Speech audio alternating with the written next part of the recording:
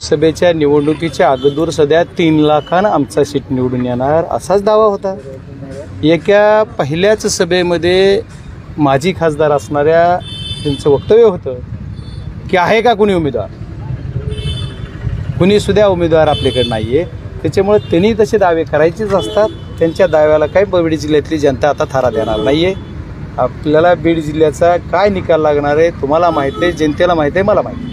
त्याच्यामुळे बीड जिल्ह्यामध्ये आमचं सर्व आमदार निवडून येतील हे आम्हाला नक्की माहिती आहे। आणि मी बघा लोकसभेला सुद्धा असंच सांगत होतो मीच निवडून येणार आणि ते आलो। धरणे आंदोलन भेट दिली तुम्ही, आता काय आश्वासन दिलं? आंदोलन कुठलं आहे? नाही, आंदोलनकर्त्याचं जी मागणी आहे शेतकऱ्यासाठी त्यांच्या रास्त मागण्या आहेत। त्यांचं काय म्हणणं आहे शेतकऱ्यासाठी की आम्हाला पहिली त्यांची प्रामुख्याने मागणी आहे की ज्या 2023ला ज्या तुम्ही विमा कंपनीने ॲग्रीम दिला, अंतिम विमा दिला, त्याच्या याद्या द्या।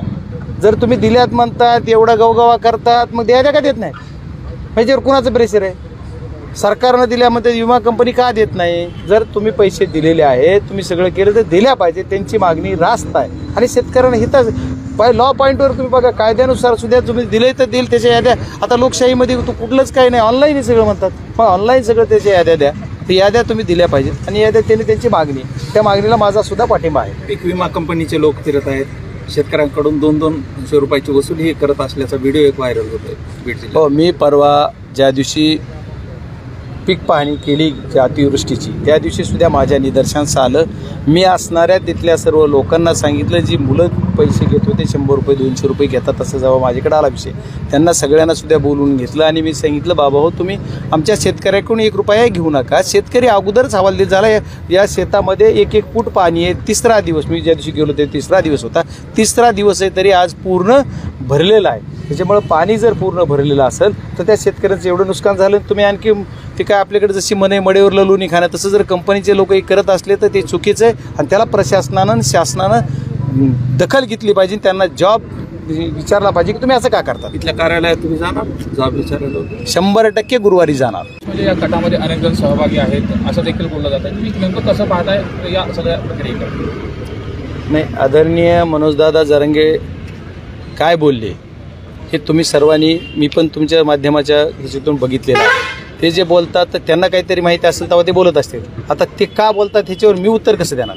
त्याच्यामुळे हे षडयंत्र आहे असं तुम्हाला वाटतं? नाही, मला काय वाटतं ह्याच्यापेक्षा त्यांना काय वाटतं ते बोलतात। त्याच्यामुळे तो त्यांचा विषय त्यांनी तीच बोलला पाहिजे, मी त्याच्यावर काय बोलतो। हो, मी पण आपल्या चॅनलच्या माध्यमातून बघितलं त्यांची भेट झाली, तर ते रातचं का गेले मला माहीत नाही। एकतर त्यांना दिवसा खूप मोठं काम असेल म्हणून रात्री गेले असतील। आदरणीय दादांना झोपेतून उठून भेटले कसं ते मला माहीत नाही, पण मी बघितलं भेट झाली। काय समीकरण असू शकतं? हो का, महाराष्ट्राच्या मुख्यमंत्र्यांना भेटायला मी जाऊ शकतो किंवा देशाच्या पंतप्रधानांना भेटायला हो। आता जागायची एखाद्याला समजा जर रात्रीच भेट घ्यायची असली तर त्यांनी रात्री घेऊ शकतात। आता काय समीकरण कसं सांगणार आपण त्या समीकरणावर? आता तो विषय एक तर तुम्ही ते भेट घेणार जे 2 जण आहेत त्या दोघांना विचारू शकता, मी कसं सांगू त्याच्या थर्ड म्हणून। 6,000 दिवशी घोंगडी बैठक होती, दुसऱ्या दिवशी परळीत घोंगडी बैठक होती आणि आदल्या रात्री ते भेटले। हा, तू भेटले असतील ना। आता घोंगडी बैठकीत त्याला वाटलं असेल की घोंगडीच्या बैठकीवर मी जाऊन बसण्यापेक्षा अगोदर त्यांना तिथं जाऊन भेटावं म्हणून अगोदरच ॲडव्हान्समध्ये भेट घेतली असेल। मध्ये केवळ 6,000 मतांनी तुम्ही इज्जत काढली असं मुस्लिम बांधवांना उद्देश त्याला जोडून म्हणजे जो निर्णय समजा मुस्लिम समाजाने घेतला किंवा ज्यांना पाठिंबा दिला, ज्यांना मतदान केलं त्यांच्या निवडून येण्याने तुमच्या वागण्यात तुमच्या जीवनमानात काही बदल झाला का असा देखील सवाल त्यांनी केला। बरं, त्यांनी जो सवाल केला आहे त्यांचा तो सवाल आहे, पण माझं असं म्हणणं आहे की त्यांना जी जखम झाली असं पण म्हणले पुढं लई जखम खोलवर झाली तर ती त्याची मला म्हणायचं की ती जर ज्यावेळेस अल्पसंख्याकाच्या एका मेळाव्यामध्ये म्हणतात तर तुम्ही त्यांना करून तुमच्या जीवनमानामध्ये काय फरक झाला का? ठीक आहे, आमच्या म्हणजे निकाल लागल्यापासून आणखी 3 महिने झाले, 3 महिन्यात त्यांच्या जीवनमानात काही फरक झाला नसेल 100%, पण गेली कित्येक वर्षे आपण सत्तेत आहात त्यावेळेस कुणाचा जीवनमान बदलला आहे आणि ज्या लोकांनी तुम्हाला निवडून दिलं आत्तापर्यंत त्यांचं जीवनमान बदललं? माझ्या बीड जिल्ह्यातल्या शेतकऱ्यांचं, ऊसतोड मजुरांचं कोयतं बाजूला गेलं का? नाही। त्याच्यामुळे जीवनमान बदलण्यावर त्यांनी काय बोलावं त्यांचं मी कसं त्यांना, आता खूप मोठी माणसं आहेत ते, एवढ्या उंचीच्या माणसाला मी नाही बोललो पाहिजे। ज्या दिवशी पाहणी केली त्याच्या आदल्या दिवशी पालकमंत्री महोदय एका गावात 2 गेवराईमधले कुठले तरी गेले होते. तिथे त्यांनी सांगितलं की आम्ही लगेच मदत देणार तात्काळ. आता तुम्हीच म्हणता नाही मिळाली, आता मी म्हणायची गरजच नाही. त्याच्यामुळे त्याच्यावर काय बघावं. शेतकऱ्यांसाठी उदासीन असणारं हे सरकार आहे. त्याच्यामुळे शेतकऱ्यांच्या हितासाठी जर काम करायचं असेल तर त्या खरं नुसतं घोषणाबाजी करून चालणार नाही. शेतकऱ्यासाठी जी अडचण आहे, शेतकऱ्यांच्या अडीअडचणीसाठी काम केलं पाहिजे. आज शेतकऱ्यांवर संकट आहे, या संकटात धावून यायचं काम या सरकारनं केलं पाहिजे. ते करत नाही. आदरणीय राजेंद्र राऊत साहेब जी आमदार आहेत ते काय बोलले याच्यापेक्षा त्यांना महाविकास आघाडीवर बोलण्यापेक्षा ते ज्या महायुतीमध्ये आहेत त्या महायुतीनं काय केलं आणि काय करणार आहे त्याच्यावर त्यांनी बोलावं. महाविकास आघाडीवर त्यांनी का बोलावा तो त्यांचा अधिकार आहे. त्याच्यात मी कसं म्हणणार लोकशाहीमध्ये काय बोलावं. तर महाविकास आघाडी करणं काय लिखी घ्यायचे.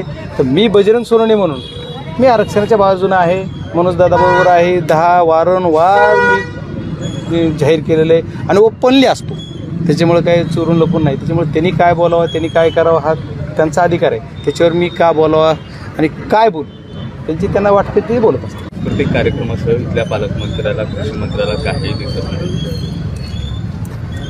त्यांची तुमच्या माध्यमातूनच ते तुम्ही सांगितलं पाहिजे काय दिसते नाही. मी त्याच्यावर बोलणं मला वाटतं काय ह्याची आवश्यकता वाटत नाही. कारण जिल्ह्याला माहीत आहे, तुम्हाला माहीत आहे. त्याच्यामुळे मी ह्याच्यावर कशाला बोलू.